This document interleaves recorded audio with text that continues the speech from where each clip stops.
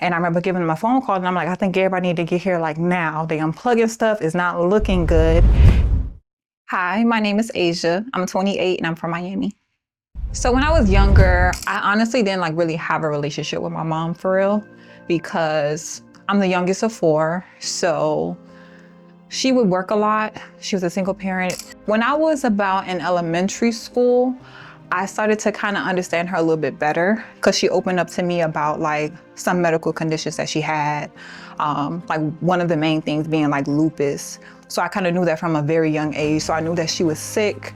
And I remember one conversation in particular where it was just me and her laying down and she was just like, yeah, like I got to start teaching you more and doing more. And I think like a part of me when I was younger kind of like knew like what she was like saying without saying. I feel like deep down she kind of knew like at some point she was gonna have to like leave me at a very young age. It wasn't until maybe around high school where she started to cut back on her hours and be a little bit more present. And then as I got older, went to high school, things started to happen, puberty happened, started to get boyfriends and join extracurricular activities. So she started being more present and just kind of sharing a lot of wisdom, telling me about her experience. And through that, through our like one-on-ones, we started to like get closer and closer. It all started when I actually came home from the summer. And I remember I was up, I was cleaning her room. I would typically just do that like as a favor to her because I knew like she'll work a lot, she'll be tired. So I will always take on that responsibility for her. Just finished cleaning her room, went upstairs to take a nap. And I remember again, waking up out of my sleep. My sister came running up the stairs yelling, Mom fell, Mom was at work, she fell. So me, I ain't think nothing. I literally grabbed my phone, my charger, put on some pants, and I ran out the door. It looked a hot mess. Got in the car, we finally went down to the hospital. And they weren't telling us too much. All we knew from that point is that she fell while she was at work and they rushed her to the nearest hospital. And we were just sitting, waiting in the emergency room. And then they finally gave us access to go in the back so we could see her. And when I saw her, I did not recognize her like at all. I kind of knew because I have like a medical background a little bit. So when I saw like the drooping of the face, I just kind of already put two and two together. Like I was just picking up on like her body language and everything. And I just noticed how one part of her body was like moving and she was just like trying to like get up and move. And then the other part was just kind of like lagging behind. And I remember just being stuck in that moment for a second because it's just like, oh my God, like I'd never seen my mom like that ever. Even in her sickness, like she never allowed us to see her down or like not in a good space. So when I saw her, I stopped for a moment. I'm like, oh my God. Like in my head, I'm like, oh my God. And then I remember walking up to the bed and then a couple of her friends were around and they were calling out to her. And then I literally came up to the bed. I held her by her hand and I said her name. I was just like, Mom. And she looked up at me. And then when she looked up at me, it was just kind of like she did not know what's going on. Her eyes just looked very disoriented. And then I remember telling her like, squeeze my hand, squeeze my hand. So she squeezed it. And then I took the other hand and I'm like, squeeze this hand. And she didn't squeeze it. So I just kind of already knew in my mind.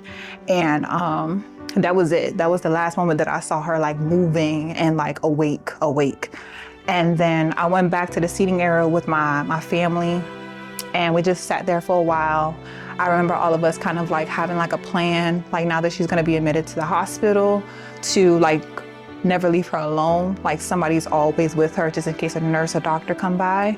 So that was the last time I saw her for that day. And then the very next day, we went and she was there, clean in her gown and everything, but just not moving at all. Breathing, not awake, just kind of like sleep. And I would go in and out of the room. She was in the hospital for literally a week. So she came in on a Saturday and then she passed on the following Saturday. And it wasn't until about Tuesday, Wednesday, where the doctors told us like there was a lot of bleeding in her brain and they officially pronounced her like brain dead. And from then, they started to kind of take away some of the medicine that was hooked up to her. So at one point, she literally had no medication coming to her body. She was just there.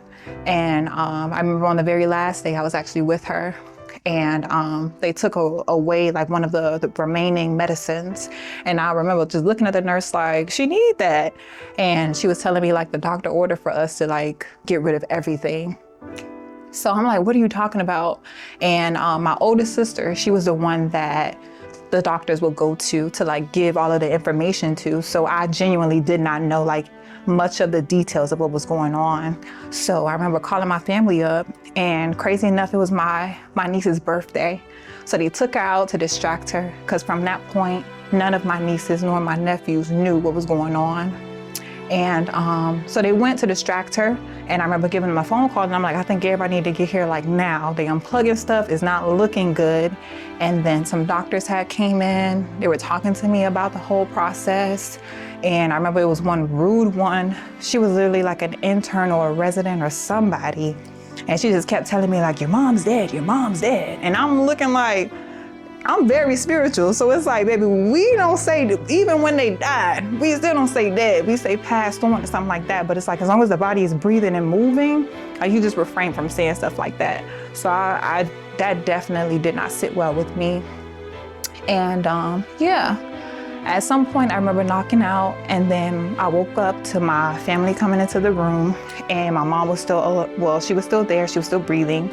And then I left out because it got crowded. At that point, all of my nieces and nephews had came in.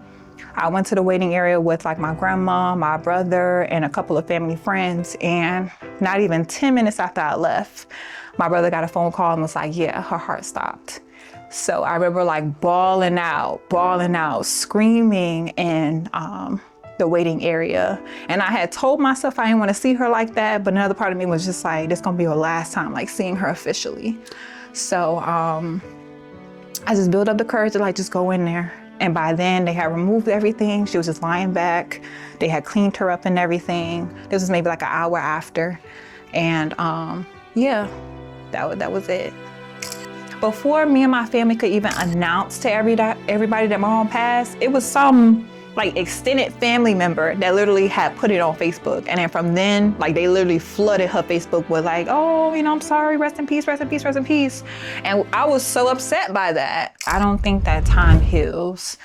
Like, it still hurts like the same day. I think that I've just gotten to a point where it's no longer on like the forefront of my mind. But yeah, sometimes I find myself just kind of like going back to that week and like replaying like every single day of what happened that whole week in my mind. And it just keep going and keep going and keep going. Or like, it was one time in which I was in a hospital with a friend and that heart monitor went off and I was triggered. And I literally was bawling out crying like, oh my God, I can't lose you. And then it's just like, girl, we just here for a medical appointment. Like, you gotta relax, you gotta relax. But I wanna say, like, when my mom passed, I did not immediately go to therapy. I didn't really do much of anything. I even distanced myself from my family.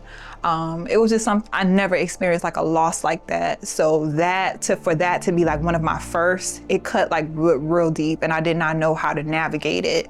And me and my siblings, we all handled it differently. Like, I had one of my sisters, like the one that's just before me, she wanted to be surrounded by people. Like, she just hated being by herself. And me is like, I don't want to be around people.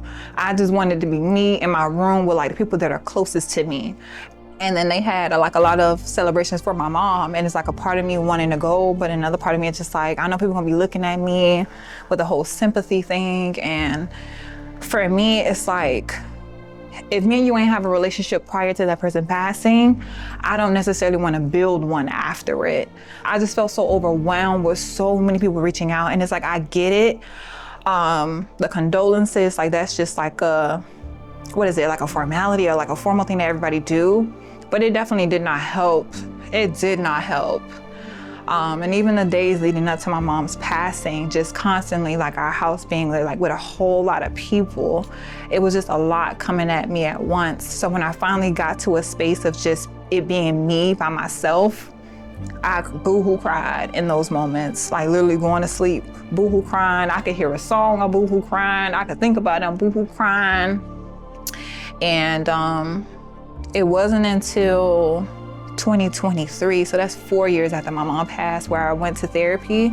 But it was because it was like so much going on in my life where it's like I got to.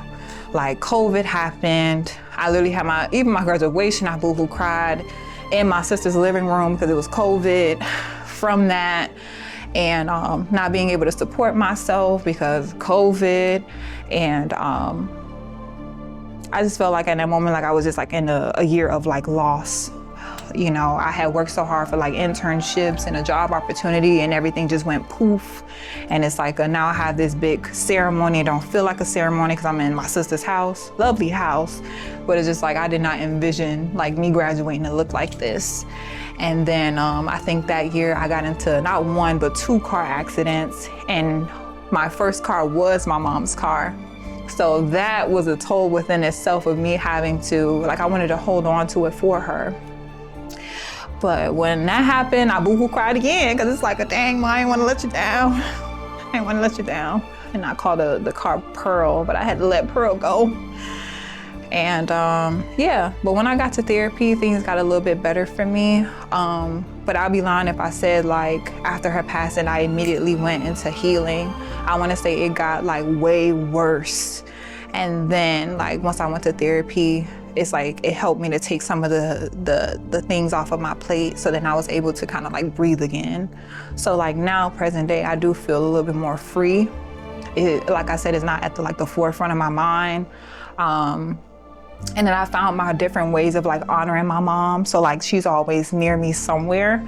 So like with like that last birthday, she got me like certain things, like a watch and like a frame, and I think it was a perfume as well. So I just keep those near, like the frame, like that was the frame that she had got me for my birthday. So like just keeping it in the main places that I'm in. So like she's always like with me in a way. So that's what helped me. I want to say the best advice is to feel the feelings. I think for a long time I ran away from my feelings and it only made them intensify. So I would try to hide it from my family, then I get alone and I'm boohoo crying when it's just like, if you feel it in that moment, go to another room, go to another space, or if you feel comfortable around your family to just cry in that moment. Kind of label how you feel and just sit with it.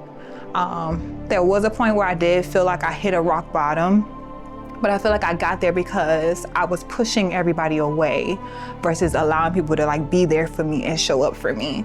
So I would too say like, be mindful of like the choices that you make and try not to push anybody away. Everybody has those people that they know they can trust and they can lean on, so keep them near you. And grief have a funny way of like showing you who's for you and who's not for you. So don't take it personal if nobody shows up for you. Just keep the people around you that want to show up and want to be there. And then when you are ready to go to therapy, but don't go to therapy because of nobody else, go to therapy for you. And be open, be honest. Depending on the therapist, they might even start off at the grief. They may start off someplace else, but just keep showing up. I want to say the progress, I didn't really get to see the progress until maybe like 3 months in. So just continue to show up and be present. It's gonna be some happy days, it's gonna be some low days, like everything's gonna fluctuate, but just like see it through. And just remember, like, I think for me, I knew, me and my mom, we spoke a lot about me wanting to go off to college and like make something of myself. So whenever I would hit that low, I would just remind myself like, I'm here for a reason. And then when my assignment's done, like we'll meet again.